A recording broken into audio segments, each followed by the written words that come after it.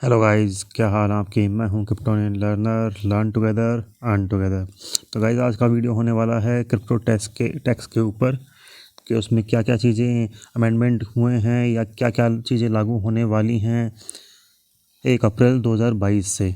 तो crypto currency में जो अब चीज़ें हैं, जैसे कि डॉक्यूमेंट आप देख पा रहे हैं।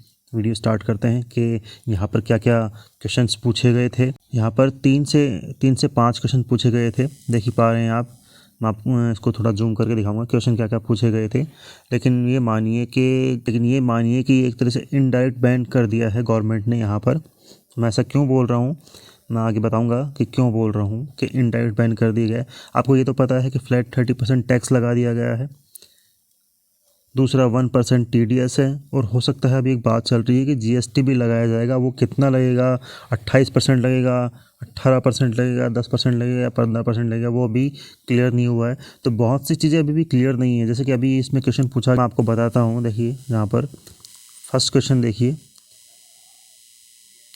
स्टेटस जानना चाह रहे हैं, है ना। स्टेटस ऑफ क्रिप्टो करेंसी ए का जो क्वेश्चन है, the current legal status of crypto currency in India.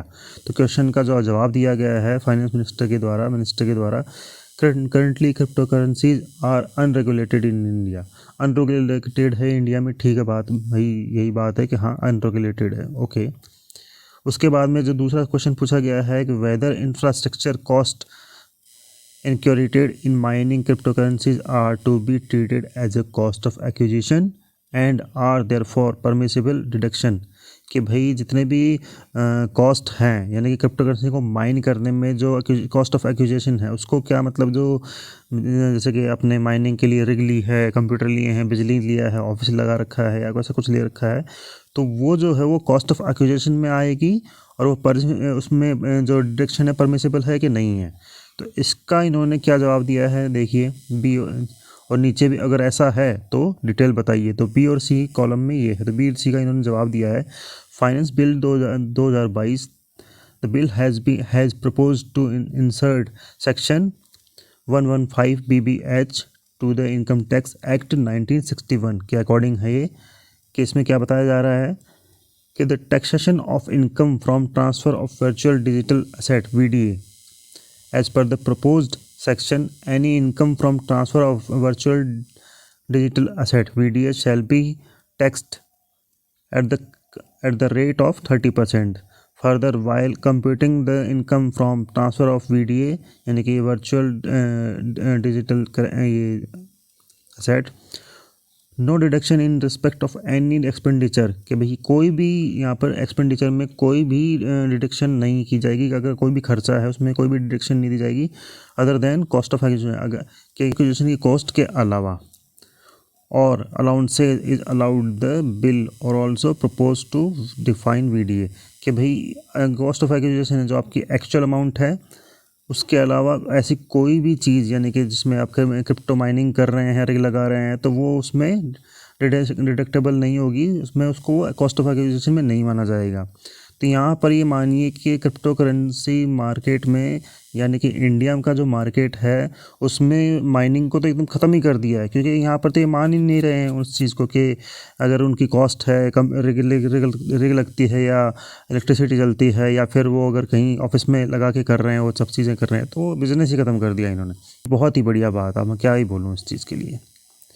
फिर है डी का क्वेश्चन है, देखिए while losses incurred due to the transfer of virtual digital assets cannot be set off against any other income, whether the losses arising from the sale of the one virtual digital asset can be set off against the gains arising from another virtual digital asset।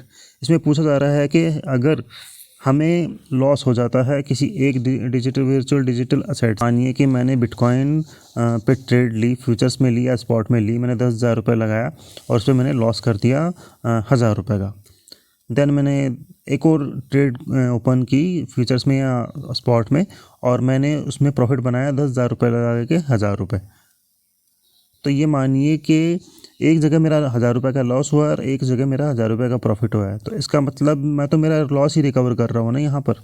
मतलब zero, मतलब ना तो मेरे पास हाथ में कुछ आया ना मेरे हाथ से कुछ गया है, जीरो बट्टा सन्नाटा है अभी फ़िलहाल। मतलब मैं ब्रेक इवन, मतलब ये मानिए जीरो है, अभी कुछ भी नहीं है, प्रॉफिट भी नहीं है और लॉस भी नहीं है। नहीं, ये कुछ और कह रहे हैं, ये कुछ और कह रहे हैं। अभी क्या कह रहे हैं वो देखते हैं।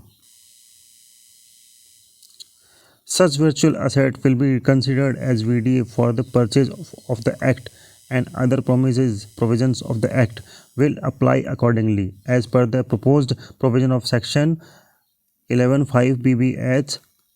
Infrastructure costs incurred in mining of VDA will not be treated as cost of acquisition। ये तो मैंने बता ही दिया है कि माइनिंग की जो जितनी भी कॉस्ट है वो कॉस्ट ऑफ एक्विजिशन नहीं मानी जाएगी। As the same will be the nature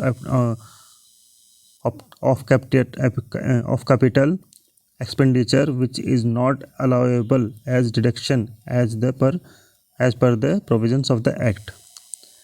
अब देखिए यहाँ पर डी और ई का यहाँ पर भी बता रखा है। As per the provision of the proposed section 11(5) BBH to the income tax act 1961, इसके अकॉर्डिंग बता रहे हैं कि loss from the transfer of VDA will not be allowed to be set off against the income arising from transfer of another VDA। यानी कि बोल रहे हैं कि एक VDA यानी कि वर्चुअल डिजिटल असेट की अर्निंग से आप दूसरे VDA यानी कि वर्चुअल डिजिटल असेट में आपने अगर ट्रेड किया और वहाँ लॉस हो गया है तो उसको आप सेट ऑफ नहीं कर सकते, वो आपका लॉस ही माना जाएगा वहाँ पर। और अगर आपने वहाँ प्रॉफिट किया है एक ट्रेड में तो वो आपका प्रॉफिट माना जाएगा और वहाँ से आपका 30% डिडक्शन बनता है। और दोनों में अगर आपने ट्रेड किया है तो 1% तो वो तो देना ही है आपको।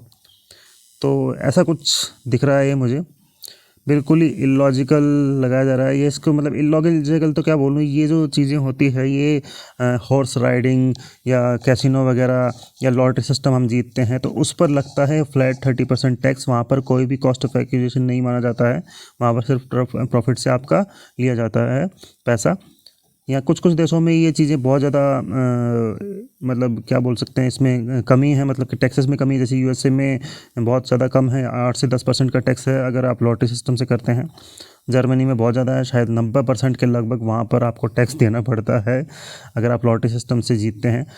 अब मुझे दिक्कत ये आ रही है कि ये इतनी फ्यूचरिस्टिक टेक्नोलॉजी को हॉर्स राइडिंग और कैसीनो और लॉटरी सिस्टम एक जुआ टाइप में बता रहे हैं और इसी अकॉर्डिंग ये टैक्स लगा रहे हैं। अब एक्सपेक्ट करता हूँ कि आगे आने वाले दिनों में कुछ कमी हो इसमें और थोड़े कुछ महीनों या सालों में हो सकता है ये बाद में जाके कंसल्टेशन बढ़े और ये इस चीज़ को कम करें या ज़्यादा करें। लेकिन मुझे तो यही लग रहा है कि कम करेंगे शायद, क्योंकि पहले भी एक बार GST लगाया था तो फ्लैट इन्होंने 28% 30% लगा दिया था। फिर जैसे जैसे इनके पास में चीज़ें आने लगी कि भाई लाइफ सेविंग ड्रग्स हैं उनके ऊपर इनको कम लगाना है, या फिर जो डेली यूजेस की चीज़ें हैं, डेली यूज़ करने की चीज़ें हैं उनको भी इनको कॉस्ट इनकी टैक्स कम करना पड़ेगा। तो ये सब चीज़ें थी, उसके बाद में एक स्लैब बनाया गया था हर चीज़ों के लिए। तो मुझे लगता है कि अभी इन्होंने जल्दीबाजी में बस पैसा कमाने के लिए है ना गवर्नमेंट ने, और सब ने ये कर दिया है कि भाई एक बार तो फटाफट ले लो टैक्स, उसके बाद में देखते रहेंगे कम करेंगे। तो इस तरह से कि कुछ रहेगा 1 अप्रैल 2022 से। तो आप अपनी ट्रेड सारे रिकॉर्ड्स रखिएगा, एक एक्सेल शीट बना के रखिएगा, सब चीज़ें करके रखिएगा और आप बाकी जो चीज़ें हैं आपको अपडेट कर दी जाएगी। तो आज का वीडियो यही वाइंड अप करते हैं। Thank you.